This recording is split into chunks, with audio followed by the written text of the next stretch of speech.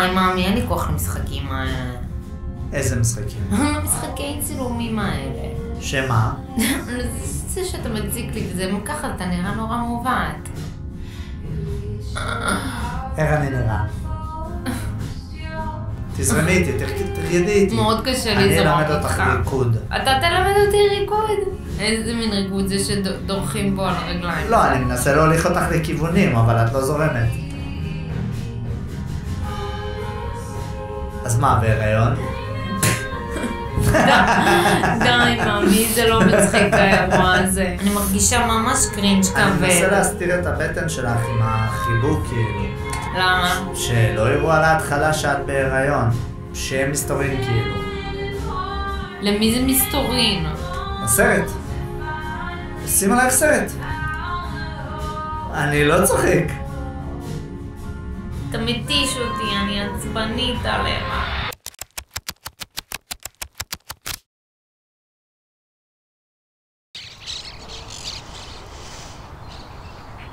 איך זה מרגיש להיות בהיריון?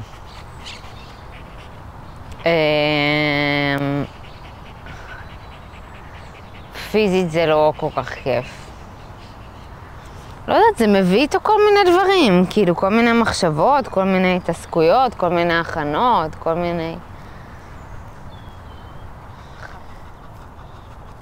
מה זה בשבילך להיות אימא? אין לי כוח, אני כל כך אמוציונלית, אני מרגישה שאני בוכה מכל דבר.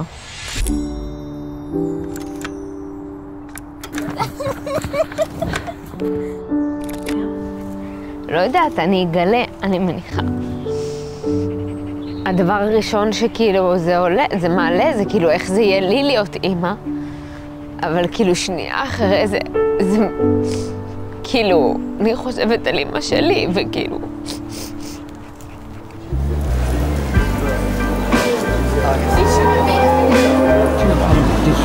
רונה. כן. מה? מה יש לך להגיד למצלמה שלך? שווארמה? אני לא חושבת שאפשר להצטרף לחוג הזה של האימהות מבלי לחשוב על כאילו על אימא שלך, כאילו כל אימא חושבת, אני חושבת על אימא שלה, על איזה מין אימא הייתה לה.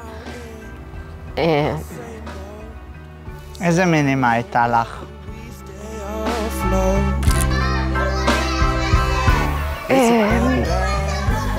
הייתה לי אימא מאוד עוצמתית, מאוד חזקה, מאוד דומיננטית.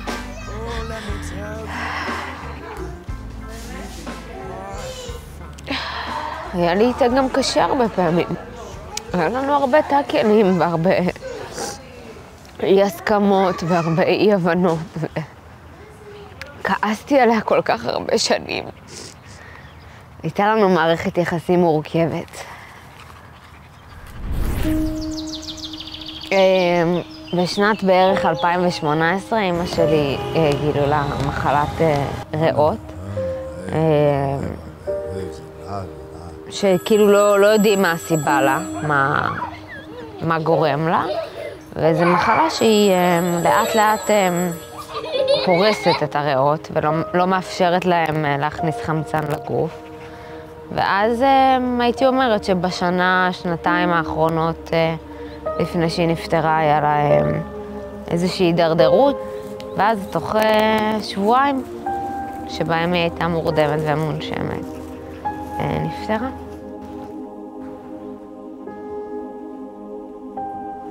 טוב. הגענו לחדר המבורדק, שהוא בעצם כרגע משמש כמחסן, כפי שניתן לראות. ועכשיו גם קיבלנו את זה, בואו נראה מה קיבלנו. הקיקי! הוא כל היום יושב ליד הילד. אם הילד יהיה על הרצפה, הוא יבוא, יניח לידו את הראש. קיבלנו את המוניטור הזה. זה שמים ליד ההריסה.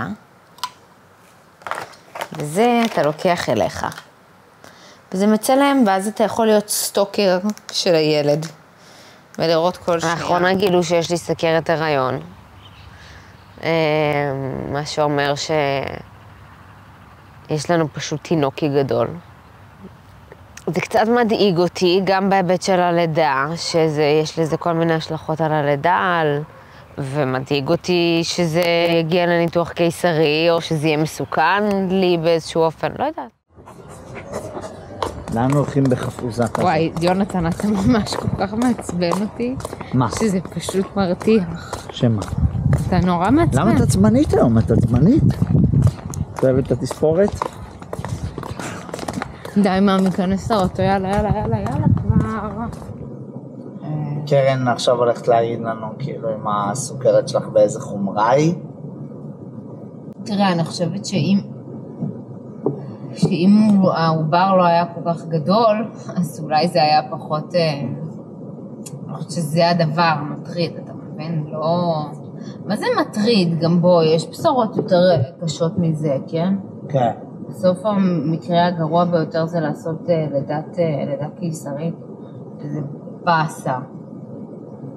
אני מקווה שלא נצטרך להגיע לזה. תגידי לי, מה עשית מבחינת? עשית המסת סוכר? עשיתי את המסת סוכר. ויצא לנו שם ערכים? ערך 1.182. רגע, ואחד בסוף... ו1.139. זה אמור להיות 84, 182, 139, 108. כאילו בדרך כלל זה יורד מהזה. לפעמים קצת מבלבלים, אבל ערך אחד פתולוגי וריבוי מים והכל, זה די סוכרת. אוקיי.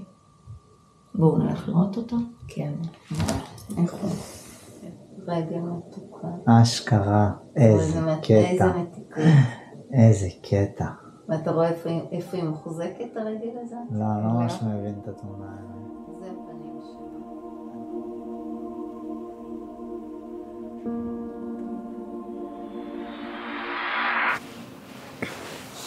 הופה.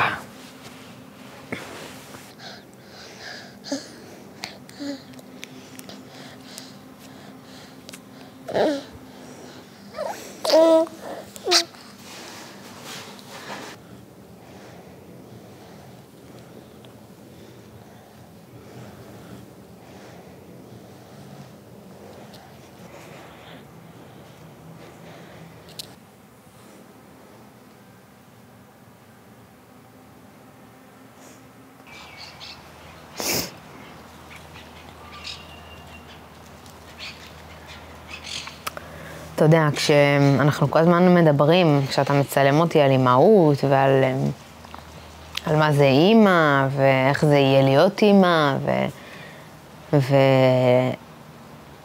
ולאימא שלי לא הייתה מערכת יחסים קלה בכלל. היינו כל הזמן רבות. הייתי יכולה... משהו שהיה קורה באופן קבוע, הייתי יכולה להיכנס הביתה, היינו אחרי איזה דיון סוער, והייתי יכולה להסתכל עליה, היא מסתכלת עליי, היא אומרת לי איזה משהו קטן שמעצבן אותי, או אני אומרת לה משהו קטן שמעצבן אותה, הייתי מתחרפנת, מתעצבנת עליה, או לא רוצה יותר לדבר איתה בכלל.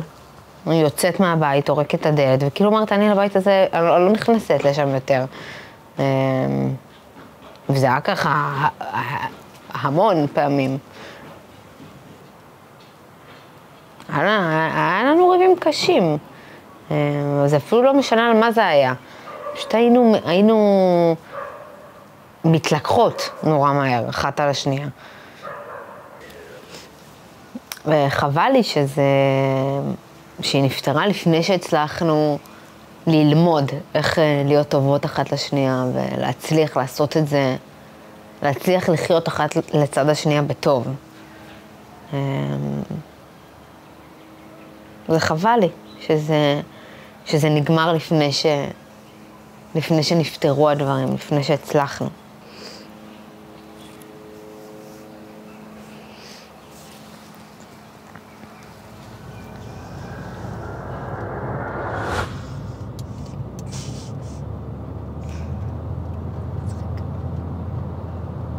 אנחנו בדרך לעשות גם את הבדיקת דם. יופי, איפה אצלם, נכון? כן, כן. מה קרה? למה אתם עושים? הכל בסדר? כי בגלל שהעובר מאוד גדול, אז הם רוצים שנעשה עכשיו המון בדיקות כדי לוודא שזה לא איזה תסמונת. אוקיי. אז כאב ראש... כמה הוא גדול? גדול, אני יודעת מה, אחוזון 99, כאילו גדול. ילד גדול. אבל בסדר, אני מקווה... אנחנו עכשיו נכנסים לשיבה, ואני מקווה שכל הדבר הזה יעבור בשלום, טוב, תעדכני אם את צריכה משהו ושיהיה בשורות טובות. אמן, תודה רבה רבה. טוב, תעדכנו. יאללה, ביי ביי.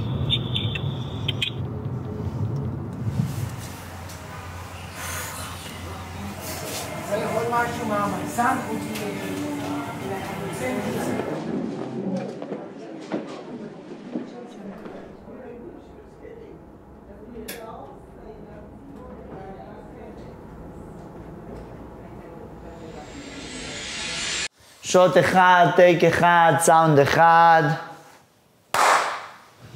שוט אחד, סאונד אחד. אני אמור לעשות אתגר האבטיח עכשיו? בשבוע הזה? נראה לי שאפשר להמתין קצת כדי שנוכל להביא אבטיח כמה שיותר גדול. את רוצה שאני אהיה ממש בסוף, ואני אעשה את האבטיח המלא? מתי יש תשובות לבדיקה? עוד כמה... אמרו שבועיים. כמה זמן? אמרו להיות עוד שבוע. עוד שבוע בערך יהיה תשובה? כן. מה הסיכויים שהוא אמר שיהיה לילד איזה בעיה או מום או משהו? זה לא מום, מה זה בעצם? זה... תסמונת. תסמונת. מה הסבירות שאנחנו מדברים עליה? נשמע ש1%. 1%. וואו. מה? מה שמדאיג אותי זה שאני אומר, אני רואה כאילו כמה הוא גדול, כאילו הילד גדול מאוד, וכמה זה אחוזון 99 פלוס. בסדר, נכון, אבל אתה רואה שאף רופא לא באמת עושה מזה דרמה. הם פשוט מפנים אותנו לדברים שצריך לעשות, אבל הם לא עושים מזה דרמה מאוד גדולה. מה? מה? מה? תראה, משהו משמח. מאוד משמח. מה? תסתכל.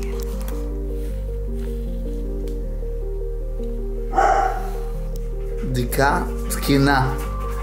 יואו. זהו? כן. תביא לי חיבוק. אמרתי לך או לא אמרתי לך? קיבלנו את כל התשובות החיוביות של הבדיקות שחיכינו להם מלא זמן. אז מה עכשיו עושים? אנחנו כנראה מאוד מאוד קרובים ללידה, אני מאמינה שהיא תקרה תוך איזה שבוע וחצי, שבועיים. ומה שעושים זה נחים ומתארגנים, עושים כל מיני ארגונים בבית לקראת בואו של הילד הקטן שלנו. מה? מה עוד? מה יש שם? מה? זהו, עכשיו זה מה יכול לחכות לאחר. מה יכול לחכות? מנסה, גלת שכיבה. מנסה יכול לחכות? כן. מאוניברסיטה ומוביילים למיניהם, בגדים נוספים ומוניטור נשימה. אולי יש למישהו. זה עולה 150 שקל באליאקספרס. כן, אז נבדוק אם זה יש למישהו. אוקיי, 150, כאילו פתאום את מיליונרית.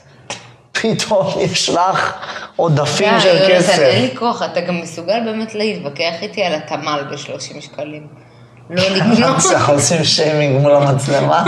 לא, באמת. שאני לא אתחיל פה לספר לכולם את הבזבזנויות שלך. אין לי בזבזנויות, ולכן זה לא מטריד אותי, אתה יכול לספר מה שאתה רוצה. בסדר. איזה מרגש. תהיי אימא עוד שנייה. נכון. בעזרת השם. חושבת על זה? שהכל ילך כמו שצריך, כן. כן, אני חושבת על זה, זה מוזר. אבל כן, זה מאוד מרגש.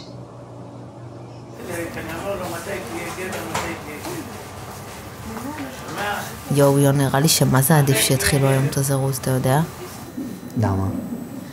כי מחר כבר שבוע 38, וככל שהזמן עובר והוא יהיה יותר גדול, ככה הם יותר ידחפו אותי לעשות ניתוח קיסרי. לא, איפה? אתמול בערכת משכן אמרו, כמה זה היה? 3.7. 3.7, הכל טוב.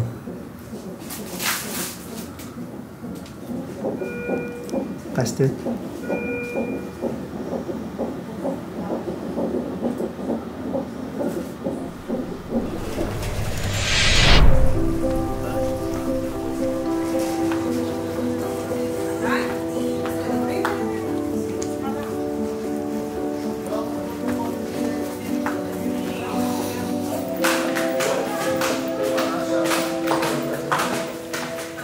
את הערכת משקל כאן, שיצאה גבוהה באיזה חצי קילו ממה שעשיתי אתמול, וזה קשה לי מאוד.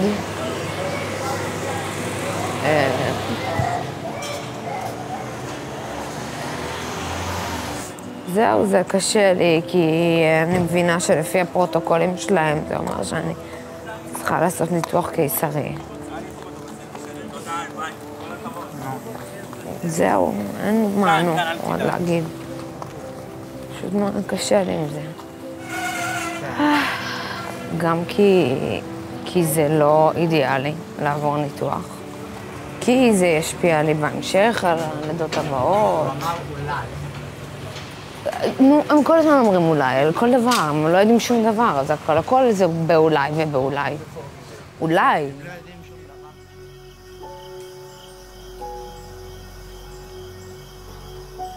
לא אוהב צפיפות.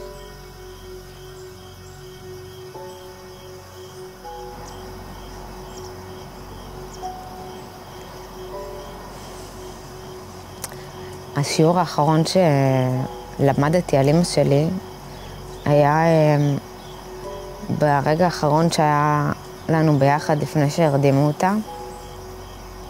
היינו בחדר בטיפול נמרץ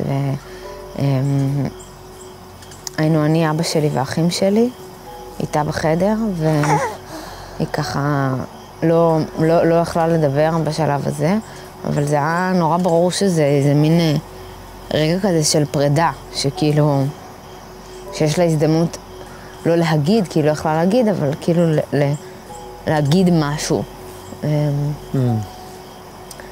אז כאילו, אחד הדברים שהיא עשתה זה שהיא הצביעה עלינו, ממש הסתכלה, כאילו אחד, ועשתה לנו ככה.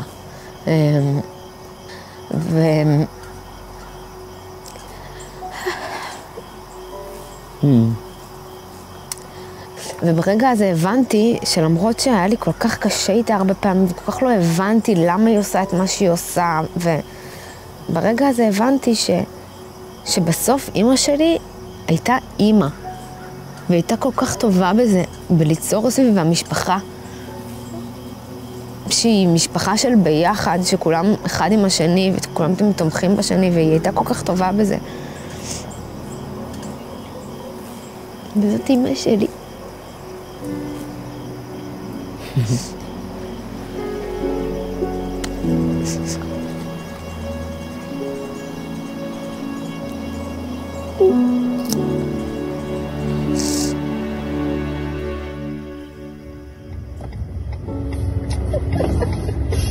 איזה רעם נימיש בחוץ, את לא מבינה, אמיתי.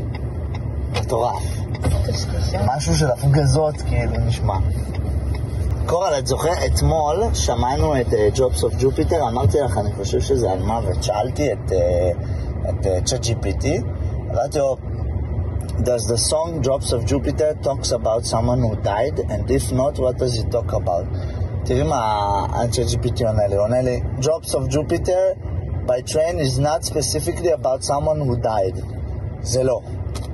The song's inspiration came from the lead singer, Pat, experience of losing his mother. זה כאילו לגמרי על מי שמת. הוא עדיין לא מחבר את הקטע הזה. ChatGPT לא מצליח. Welcome to our annual gathering. We're celebrating the NBA Finals.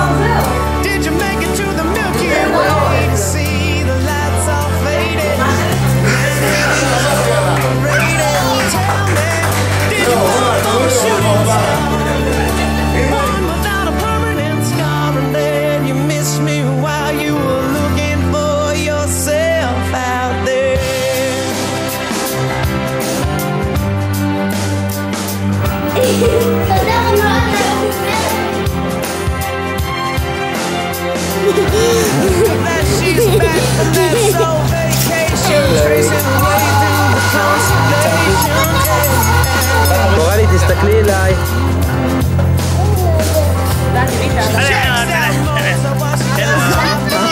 תצלם אותך. תשאיר את השחרר איפה לילדים? גריזים.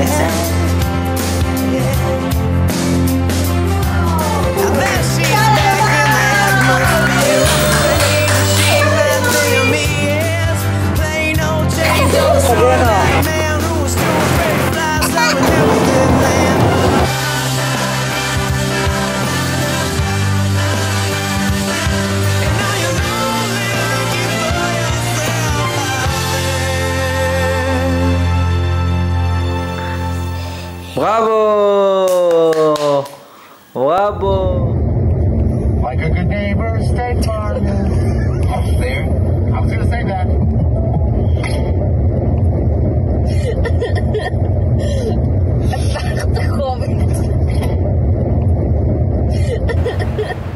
מחר, מחרתיים, יש לנו ילד, כאילו. נכון. זה מאוד מרגש. וגם עכשיו מרגש כבר. אני מרגיש שאנחנו כאילו סוגרים איזה מעגל. וזה? מעגל ענק של החיים, שפתאום זהו, ממחר הולך להיות ילד. כאילו אני נזכרת בתחילת ההיריון, אני זוכרת שראיתי את הבדיקה ואיזה שוק אני קיבלתי ואיזה בהלה הייתה בי ואיזה פחד והפתעה ואני זוכרת את השיחות שלנו שלפני ההיריון, שזה שכאילו אני כזה נורא הרגשתי לא בשלה ולא מוכנה וזה, ומסתבר שיש לו סתם 9 חודשים, לא בשביל הילד, יש גם בשביל האמא כנראה. יכולה להמשיל לתוך האירוע. אני מרגישה שהבשלתי. אני מרגיש שאנחנו מוכנים. גם אני מרגישה שאנחנו מוכנים. I see you and your new eyes smiling, always so innocently sweet. You're reaching out through the forest, you're reaching out for me. You make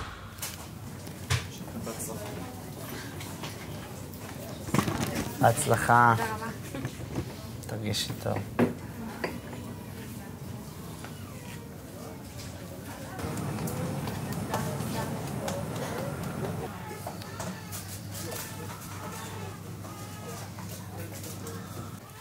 קורל, את נראית כמו דוגמנית.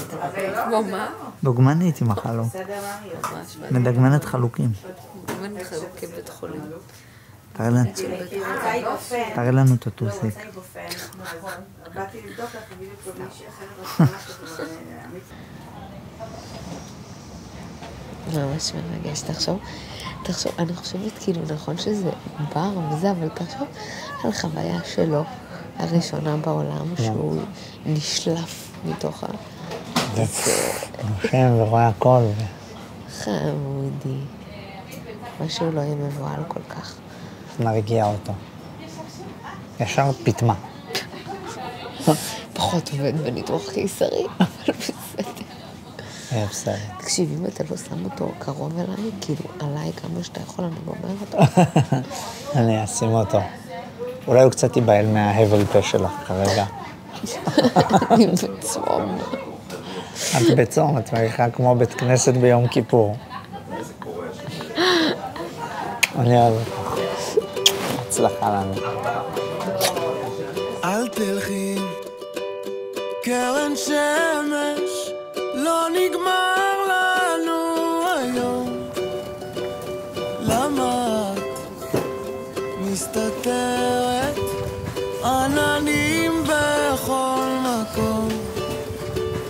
אל תבכי. אתה אחראי להגיד לי, יונתן, מתי לצאת מהבית, אני אסע הביתה. מה איזו אבא? יד חמה, מבקשת תודה רבה, אחי. לחבק אותך שעות, אשים שירים שאת אוהבת. אז אנחנו עכשיו עושים ניתוח קיסרי, ואנחנו רוצים שיהיה אווירה טובה. טוש טוש, נראה בקרוב, עוד שנייה אני בפנימה.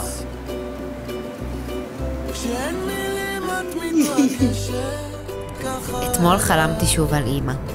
היא עמדה שם וחייכה אליי, מחזיקה שרביט עץ כבד ביד. מעכשיו זה שלך, היא אמרה והגישה לי את המקל המחוספס. ידעתי שהזמן להיפרד.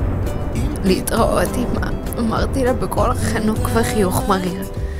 דמותה החלה דוהה מולי, נעלמת לאט כמו ציור צבעי מים שדוהה בשמש. אני מתגעגעת אלייך, מלמלתי. ועכשיו, כשאני אימא בעצמי, אני מבינה שלעולם לא אפסיק להתגעגע. רגע אחרי שאימא נעלמה כליל, הבטתי במקל, ועליו הייתה כתובה מילה אחת. אימא. אשים שירים שאת אוהבת, אתן לך יום להירגע, אני נגנב שאת צוחקת,